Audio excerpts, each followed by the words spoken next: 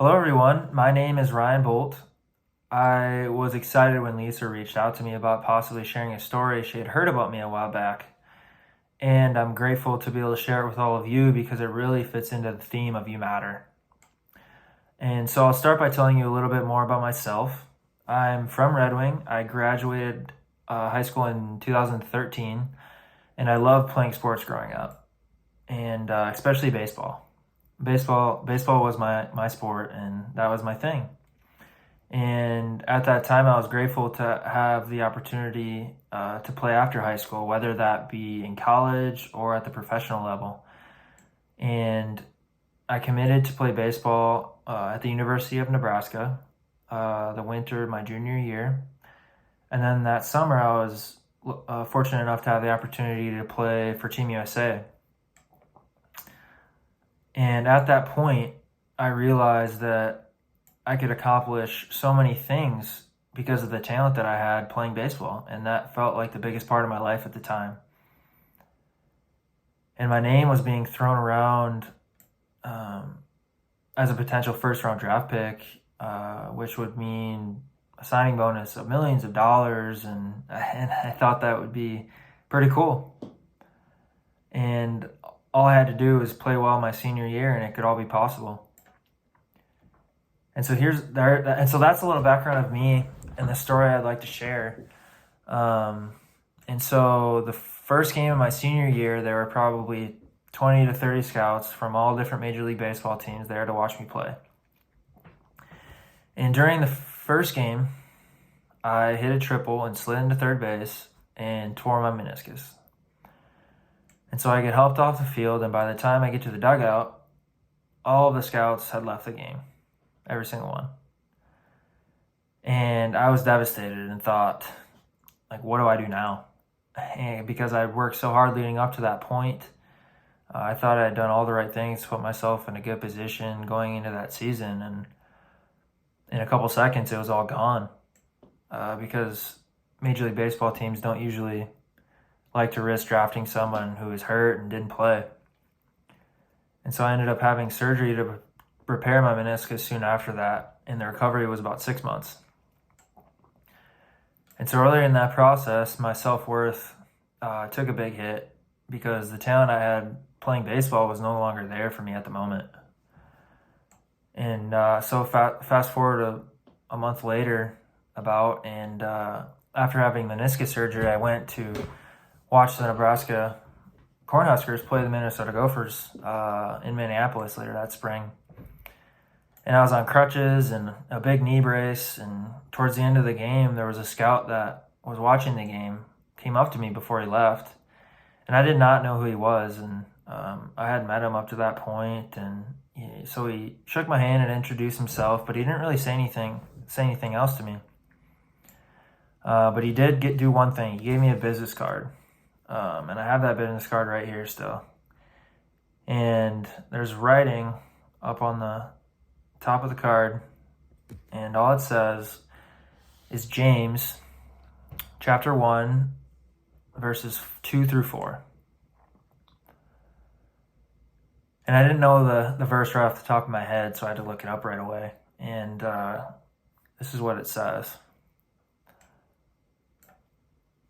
Consider it pure joy, my brothers and sisters, whenever you face trials of many kinds, because you know that the testing of your faith produces perseverance.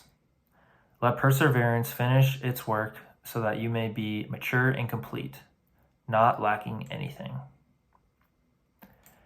And so at that moment, that Bible verse was very powerful to me because it helped put into perspective where I was at the time. For me, it was acknowledging that baseball wasn't the end-all be-all, and that the accomplishments both in baseball and in other areas of my life are not the only important parts of my life. It helped me more fully enjoy other aspects of my life, like family, relationships, and other things that God has put in my life. We might face what seem like obstacles to us, but they help make us who we are.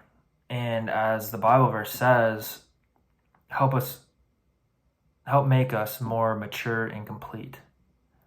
And so that is a story I'd like to share with all of you. And thanks for listening. And I wish you all well. Thank you.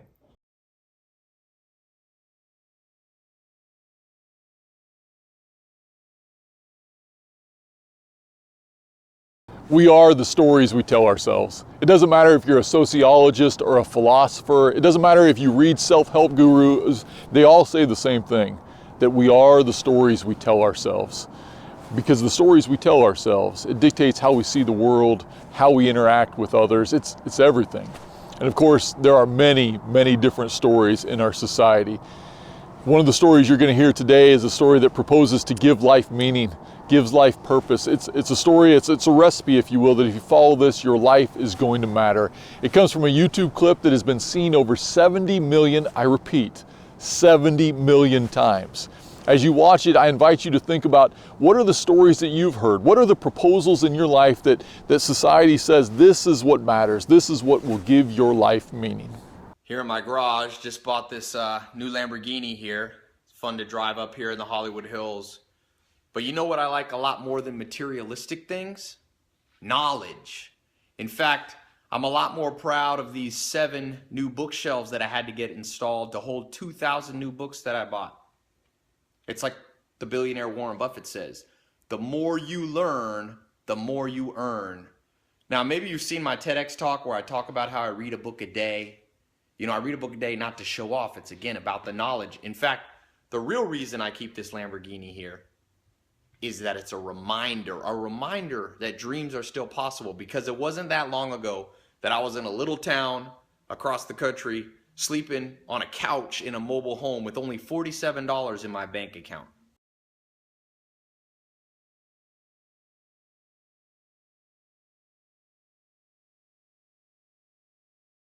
There is another story, a story that proposes to give life meaning.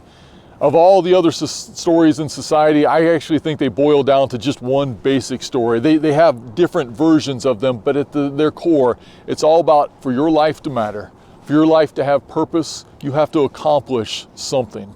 Now that something changes from person to person, community to community. For some people, it's about getting the right degree or reading enough books. For some people, it's about having the house in the right neighborhood or having the right car sitting in the garage. For some people, it's looking a certain way or having enough followers on social media. But it's all the same basic story, and that is this: in order for your life to matter, in order for your life to have meaning, you have to accomplish a certain level of something. But there's another story. It's a story that starts in the first pages of Genesis, where God Almighty creates the heavens and the earth. God on the first day separates the light from the darkness, and God says, it is good. And on the second day, God creates the land and draws it from the waters. And God says it is good. And as the creation story unfolds, we get to the 6th day, and after God has created everything else, on the 6th day, God creates humanity. In the image of God, people are created. At the end of the 6th day, God looks at all of creation and then squarely at humanity, and God says, you are very good. Do you hear what this story is trying to say? It is saying that when God looks at the majesty of the Boundary Waters, God says, it's good. And when God looks into the depths of the Grand Canyon, God says, it is good.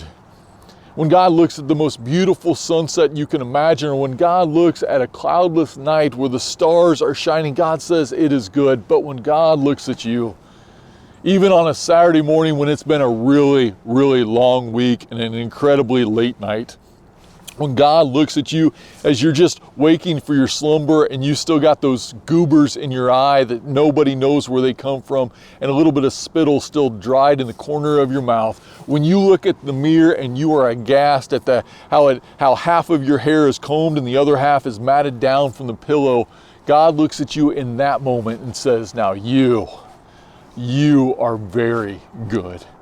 And God looked at you when you were a teenager, when you had more pimples than you can count and you were so awkward that even the thought of that stage in life makes you cringe. God looked at you in those moments and said, now you are very good. And God looked at you in the day you were born, before you had accomplished anything, before you knew what the right car to drive was, before you knew what job you were going to have, before you'd even heard of Instagram, before you knew or had done anything, God looked at you and said, you are very good. Not because of what you've accomplished, not because of what you've done, but simply because you are known and you are loved. You are created in the image of God. That's what this story is trying to say. What would happen if instead of all the other stories we tell ourselves, that we can find meaning and purpose in this stuff, what if we chose to believe that maybe, just maybe, this story is true? That maybe you and I really are created in God's image, and because of that, our lives have meaning, our lives have purpose. We matter simply because of who we are and in whose image we were created. How different would your life, how different would the life of this community be?